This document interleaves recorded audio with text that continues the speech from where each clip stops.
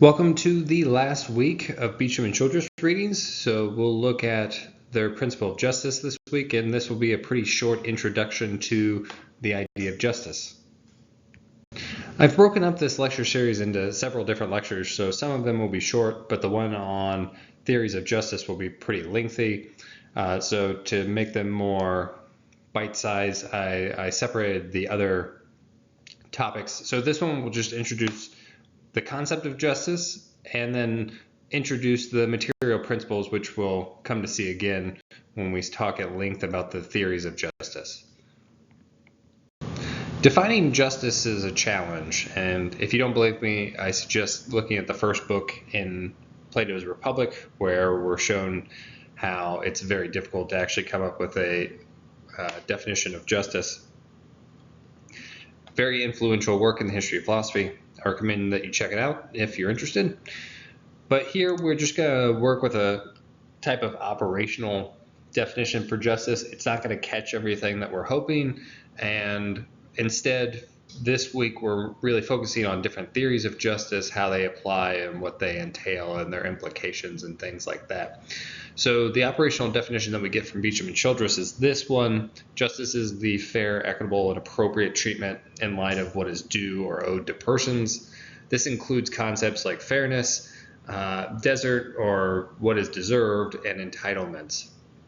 So if you remember when we first talked about justice with the Vaughan reading, I mentioned to you that there are different types of justice. So when we say that somebody is being unjust or justice is not upheld, we are really using it in a specific sense, but for some reason the general term gets used in all of these different situations. And if we want to be more precise, which I suggest that you always try to be, there are at least three different types of justice that I would differentiate. There's also procedural justice, which isn't on this list, but I digress. These are the three that you are probably most familiar with in your everyday life. So retributive or punitive justice is all about punishments for wrongdoing. Restitutive and restorative justice is about restoring the harms that were caused to somebody. So that can usually be in like financial means or something like that. But distributive justice is the one in which we're going to focus on here in this chapter. And Beecham and Childress give us another definition of this. It's the fair, equitable, and appropriate distribution, that's the distributive part, of benefits and burdens determined by norms that structure the terms of social cooperation. So there's a finite number of resources. How they ultimately get distributed, we want to make sure it's fair and equitable and appropriate. As you'll see when we get to the different theories of justice, there are a number of different ways to cash out that definition, so stay tuned. Here, Beecham and Childress also note how the conditions of scarcity sometimes force a society to make tragic choices, and in the process, even valid principles of justice may be infringed, compromised, or sacrificed. The principle of formal justice is then raised by Beecham and Childress, which this is coming from Aristotle. The idea is that equals must be treated equally and unequals must be treated unequally. So we get this definition, which is just consistent with what I was just saying about Aristotle's definition, where persons equal in whichever respects are deemed relevant should be treated equally. And although this sounds nice, I hope you can tell that it's problematic in a number of ways. The first one being that the idea that equals ought to be treated equally provokes no debate whatsoever.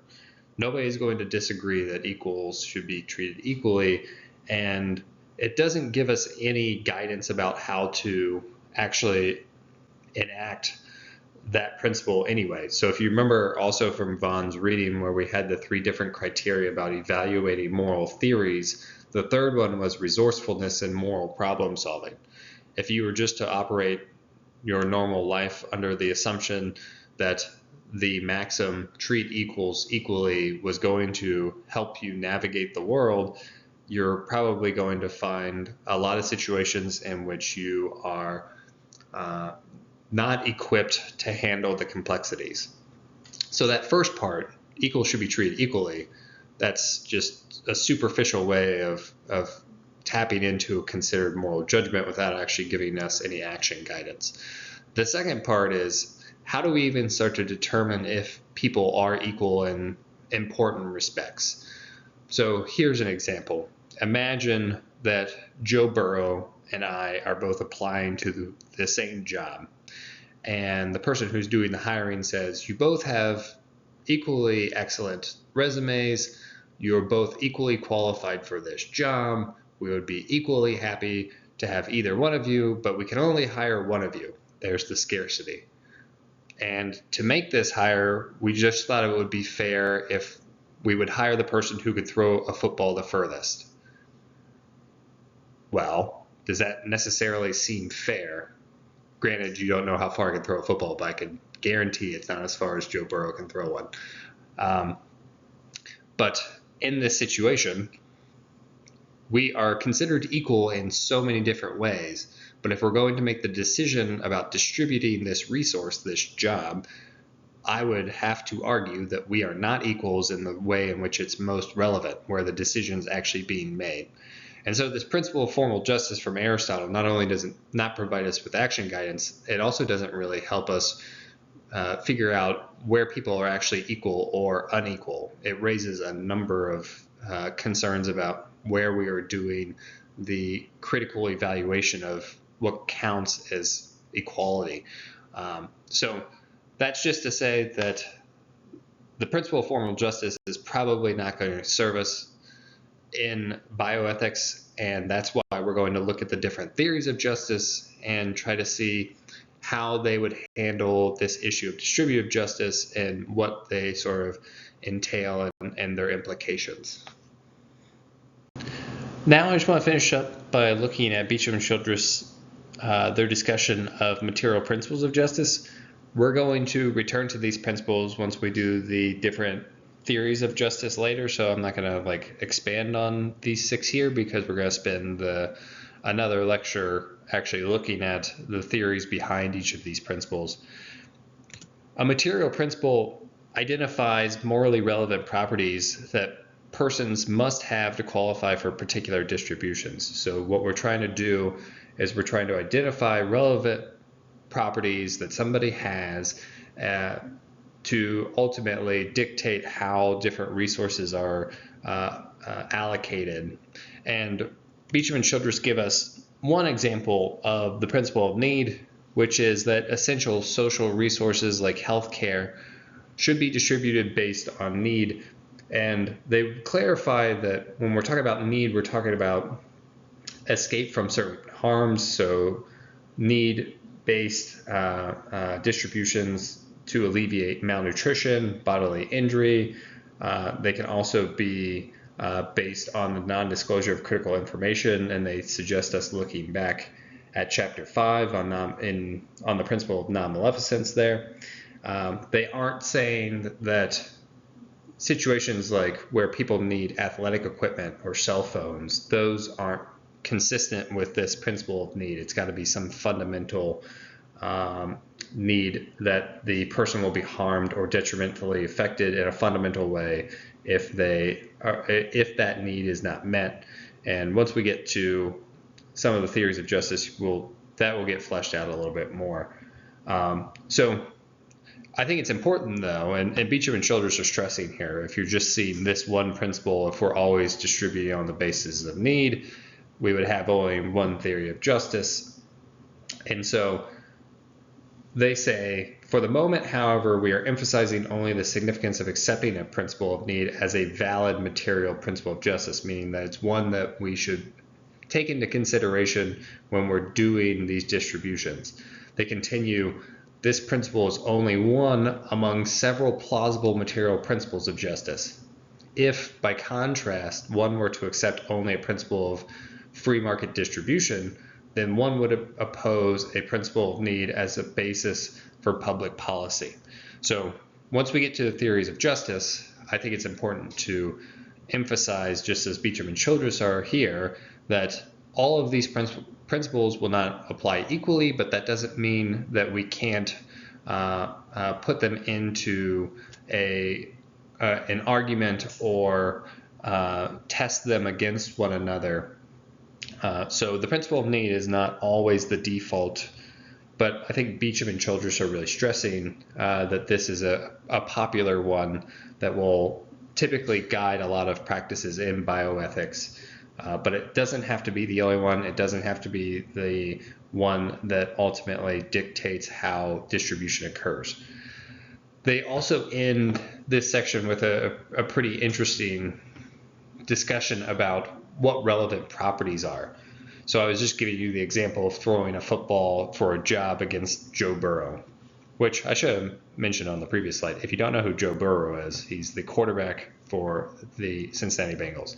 So that's why I said I can almost guarantee you that I cannot throw a football further than him. So in that situation, we might say throwing a football is an irrelevant property to dictate who should receive a job. And one of the examples that Beecham and Childress cite here is a U.S. Supreme Court case where they decided that employers cannot legally adopt what were called fetal protection policies, which were to keep women out of hazardous workplace conditions.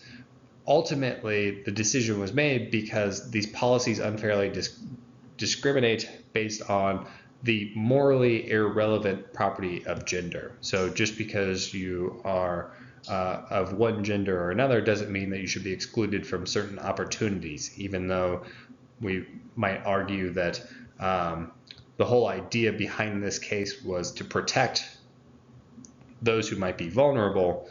I think it's important to just stress here what Beecham and Childress are targeting is that it's about the property. What is the property in which we are dictating these judgments about distribution? And if they're not considered a relevant property, then that should not be the basis to justify certain distributions or not treating people equally. So I really like that case. There's another one about transplants, and we'll talk about that with organ donation again. It seems to be a very consistent example that pops up throughout bioethics. So more on that later, but the main takeaway here are the material principles of justice, and the 6 that we are going to spend the most time on are the ones that you see on the screen there. I'm not going to read them out to you because I'll read them out to you in a future lecture. But those are the ones that seem to be the most definitive material principles that get posited or defended in the literature. So those are the ones that we'll sort of be focusing on in the future lecture. So now let's recap. We started off by defining what justice is. I told you that it's typically difficult to offer a single definition for justice. In different contexts, people will use different definitions. But for Beecham and Childress, they define it as an operational definition as the fair, equitable, and appropriate treatment in light of what is due or owed to persons. Here in this, or during this week or this series of lectures, we're going to be focused on distributive justice. And so distributive justice concerns the fair distribution of limited resources. This will include concepts like fairness, desert, and entitlement. We also briefly talked about the formal principle of justice, which is the idea that equals must be treated equally and unequals must be treated unequally.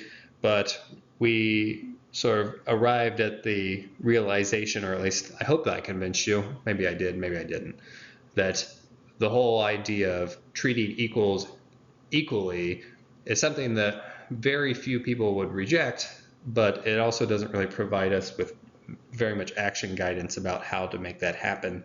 And then there's also the issue about when do we actually clarify what the relevant property is. And so it's a more complicated issue than the formal principle of justice can seem to handle. That's Beecham and Childress's sort of argument here. I think it's a good argument, which is why we're going to look at all the different theories of justice. Finally, we were just talking about material principles of justice, and we'll look at those 6 going forward when we actually define and investigate those separate theories of justice. But a material principle identifies the substantive properties that the theory endorses as a basis for its decision making. And we talked about the principle of need, as being one such principle to help guide decision making, but there are a number of different principles. And what I think the big takeaway from that discussion is that we ultimately make decisions about equality, equity, fairness off of properties that people possess or don't possess. And it's important to justify why we are considering one property relevant to make our decisions for distribution off of it.